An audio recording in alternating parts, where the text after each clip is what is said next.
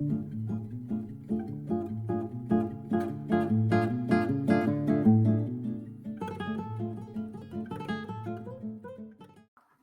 is November the 2nd. My gosh, friends. November here upon us. Wisconsin weather. Beautiful fall time. Hope you're experiencing the same wherever you are. This week, this show is all about vendor blaming. It sucks, man. It sucks. So recent experiences for clients and things that we've been a part of and witnessed. All right. So the website company has a credit app. It's hosted by someone else, right? Credit app falls into CRM. CRM parses it its own way. So you have an issue in CRM with duplication and an extra application, blah, blah, blah.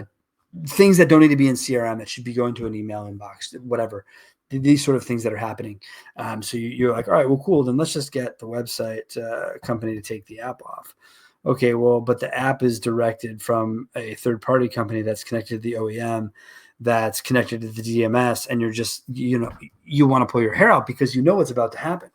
You're about to say, okay, so then I'll just ask the DMS, I'll just ask the website company to work with the credit application people, work some things around and get me, what I need for me. No, not at all. And then it turns out that a manager within the organization, the actual dealership, says, you know what, why don't we just turn it off on our end? And we don't really have to give a shit about the integration part. And we all look at each other and go, yes, thank you. Tries to do that. Guess what? Still a problem. Thank you. Hi. Because ultimately there is a feed that none of us have anything to do with. And the CRM company can't do anything to stop incoming things to it, which I find odd. Like, well, I just thought the buck would stop at the CRM. So when someone told me, like, no, you got to go back to the app company, who's got to go to the website company, who's got to go to DMM, this is impossible. There's just no way this has to be the case. There's no way this has to be the case. And they all want to blame each other for why this happened or what the issue of integration is. And the reality is, it don't matter whose fucking fault it is. It just needs to be fixed. And when you're on a collaborative email chain, that's what I call group chains now. They're collaborative email chains. So if it's you and 6 other fucking people from 5 other companies, someone should be the voice of reason. Now, those people who work with us, they have us as the voice of reason. At a lot of dealership groups, they have marketing managers who are the voice of reason. But the marketing manager is overwhelmed by the nonsense surrounding them because we work with marketing managers, so we know. And I just wish that instead of blaming a vendor, why not look internal quickly and see what you can do to help? Then another vendor hops in and says, yeah, I can help. It's just going to cost money. I'm working up a quote. Hold on. Who the fuck asked about money? Who asked about something additional? We just wanted one credit app shut off for another and another one brought over. This should not. What are we talking about? Oh, well, we need to jump on a call. No.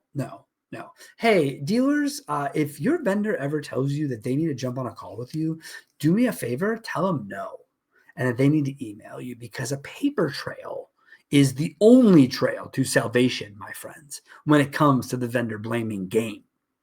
All right? Because you're able to pull up threads and go, well, hold on a second now, friends. Back here, so-and-so said this was a cause of that. Turns out not correct. Now we have to go all the way back through this, because instead of, again, seeing what you can do to help, you're blaming everybody else in the chain, everyone else in the situation. It's lame. It's lame.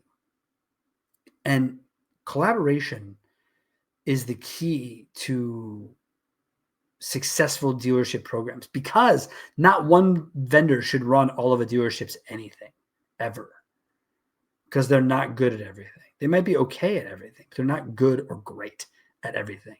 And so that I believe. And so, no, I wouldn't do that for myself. But we had another situation come up about it was a post type situation where it was like, well, who posted this? Who did that? Finger point. Turns out it's automated from, whatever these big OEM, sort of social media pushes are. Oh, okay. Well, hold on. I didn't know that. Or when you're sort of, again, well, that's the dealer's fault or that's this fault. Like the crosshairs of blame is something I'm seeing a lot of. And I wish it could stop. I really wish it could stop. Anytime I find a problem, I try to suss it out as far as I can. I try to find as many things in and around the solution as I can, especially if it's not my product. And then I offer those opportunities and solutions and fixes to the people involved. That's also, kind of our job. So we've gotten very good at it over a decade. But it's amazing what you will find when you're sort of a fly on the wall or a part of a conversation that people aren't afraid to, what people aren't afraid to write, I guess, is also the crazy thing for me in that regard. And let's clear something up that I know I'm going to probably hear after the fact, because I take a lot of vendors to the woodshed. And that's not vendor blaming. That's vendor fucking reality, friends. Okay. It's no different than this discussion right here. I haven't said a vendor's name. No one knows. It doesn't matter. This is a problem. It's not just a problem we've heard once. We've heard it many of other times.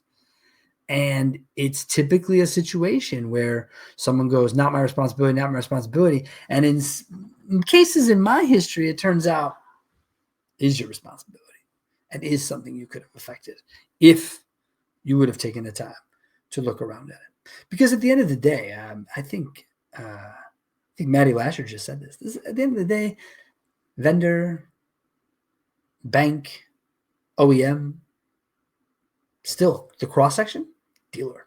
And the cross-section of the dealer, the people. Plain and simple.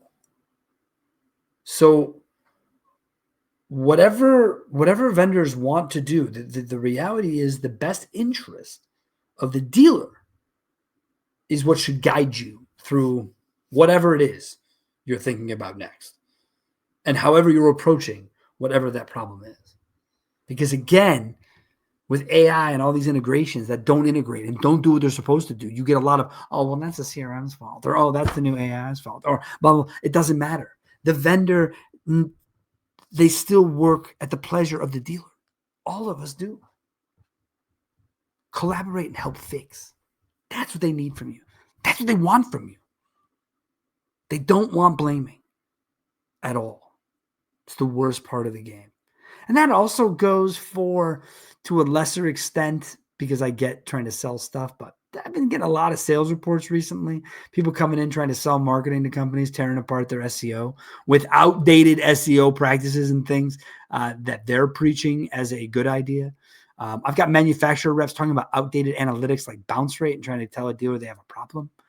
So let's all just be very careful of what we're saying about what we're saying and making sure that the worst way to sell is burning someone's house down to build your own. It's the worst way it's the weakest way to sell. So go into a dealership and tell them what you can do to help them. Don't go nitpick things that you're going to try and use word soup to confuse them with. That's my preference. All right. That's it for this week, my friends. I hope November kicks off and things get moving a little bit more than they have the last 60 days. But next week on the show, it'll bring us to why we're talking about it. What to do when times get tough. We've all been through it. We all know what to do. Let's just have an affirmation conversation about it. Thank you so much. Enjoy the rest of your week.